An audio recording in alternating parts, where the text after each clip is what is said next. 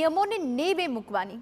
રાજ્યમાં જ્યારે કાળઝાળ ગરમી પડી રહી છે અને રાજ્ય સરકારે બપોરે શ્રમિકોને કામ નહીં કરાવવા માર્ગદર્શિકા બહાર પાડી છે, તેમ છતાં અંબાજીમાં નિયમોનો ઉલાળ્યો કરવામાં આવ્યો।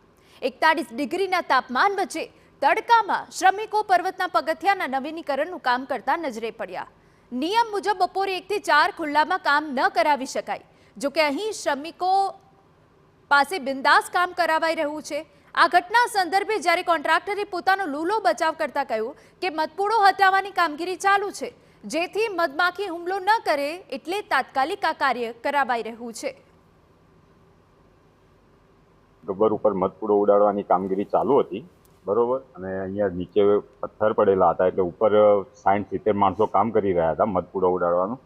કોઈ અનિશ્ચિત બનાવ બને અને એ લોકોને ઉપરથી નીચે આવવું પડે તો આ પથ્થરો નીચે તકલીફ કરે એવા હતા, એટલે એ હટાવવા માટે અમે બપોરે રજા કરેલી ને એ મજૂરોને બી લગાડી અને પથ્થરો તાત્કાલિક હટવરાયેલા હતા।